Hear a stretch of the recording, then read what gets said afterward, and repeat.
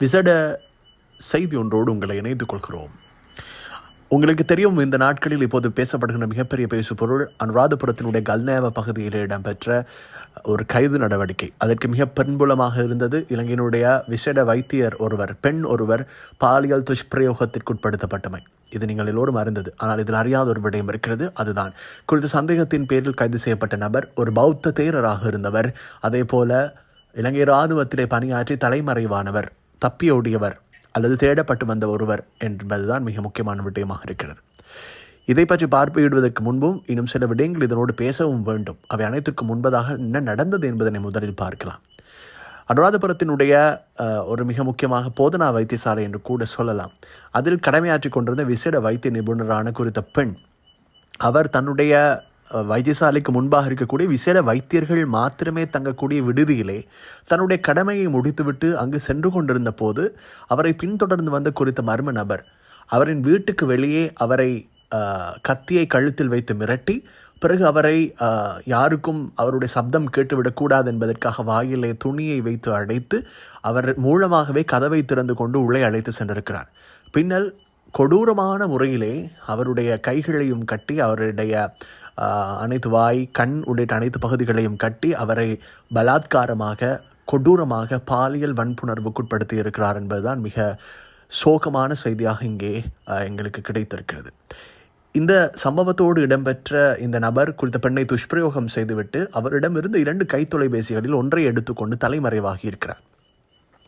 பிறகு அந்த கைத்தொலைபேசிகள் 2ஐயும் சமிக்ஞைகளை வைத்து சோதனையிட்ட போது அவர் அனுராதபுரத்தினுடைய மிக முக்கியமான இன்னும் ஒரு பிரதேசத்தில் மறைந்திருப்பதாக தெரிவிக்கப்பட்டதனை அடுத்து அந்த இடத்திலே கைத்தொலைபேசிகளினுடைய சமிக்ஞைகள் காட்டப்பட்டதனை அடுத்து போலீசார் விசேட அதிரடிப்படையினர் அங்கே சுற்றி வளைப்புகளை மேற்கொண்டு ஒருவாறு இவரை கைது செய்திருக்கிறார்கள். இவருடைய பெயரையும் நாங்கள் பார்த்தபோது கிரிமண்டல தரிந்து என்பது போன்று அவருடைய மிக பெரிய ஒரு பெயர் இருக்கிறது. 34 வயதுடைய இந்த நபர் கைகளிலே டட்டுவோடு காணப்படுகிறார். சரி, விடயத்திற்கு வருவோம். இதுதானே செய்தி. இதில் என்ன இருக்கிறது என்றால், இலங்கையினுடைய பௌத்தர்கள் எல்லோருமே அடுத்த இன்னும் சில இனங்களோடு இணைந்து வாழக்கூடியவர்கள். அவர்களில் பெரும்பாலானவர்கள் உண்மையிலே நல்லவர்கள்.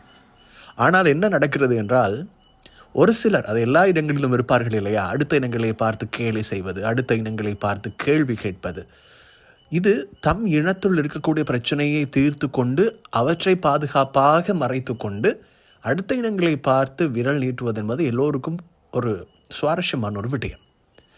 அதனை பெரும்பாலும் பெரிய விதமாக சமூகங்களுக்கிடையிலே வைத்து செய்கின்ற ஒருவர் என்றால் அந்த ஞானசார தேரரை குறிப்பிடலாம். அண்மையில் கூட சிறையிலிருந்து பிணையிலே விடுதலையாகி வந்த அவர், இஸ்லாமிய தீவிரவாதிகள் இலங்கையில் இருக்கிறார்கள், அப்படி இருக்கிறார்கள், இப்படி இருக்கிறார்கள் என்றெல்லாம் சொன்னார். அது இருக்கலாம், இல்லாமல் போகலாம், அது பாதுகாப்புத்துறை பார்க்க வேண்டிய ஒரு விடயம். ஆனால் அவர் போதையில் மாட்டி, அதாவது தன்னுடைய வாகனத்தை செலுத்தி கொண்டிருக்கின்ற போது போதையிலே சென்று முறையான அனுமதி பத்திரமின்றி வாகனத்தை செலுத்தி இப்படி பல பிரச்சனைகளில் மாட்டி ஒருவர், அவர் போதையில் இருக்கின்ற போது ஏனைய பௌத்த தேரர்களுக்கு தொலைபேசி அழைப்பை எடுத்து துர்வார்த்தைகளை பேசுகின்ற ஒருவர். அப்படிப்பட்ட அவர் இப்படியெல்லாம் சொல்லிக் கொண்டிருக்கின்ற போது இந்த செய்தியும் வருகின்ற போது தான் ஒரு விடயத்தை அவரிடம் கேட்க வேண்டி இருக்கிறது. பௌத்த தேரராக இருந்த ஒருவர், இப்படிப்பட்ட இலங்கை இராணுவத்திலே சிப்பாயாக இருந்த ஒருவர், அவரை இராணுவ வீரர் என்று சொல்ல முடியாது இல்லையா, அவர் இப்படிப்பட்ட ஒரு தன் இனத்தைச் சேர்ந்த ஒரு இளம் பெண்ணையே, அது தன்னுடைய தந்தையோடு பேசிவிட்டு கைத்தொலைபேசியை வைக்கின்ற போது, அதாவது அது குறித்த பெண் சம்பவத்தை தொடர்ந்து தன்னுடைய தந்தைக்கு அழைத்து கூறியிருக்கிறார், இப்படி எனக்கு நடந்து விட்டது என்று.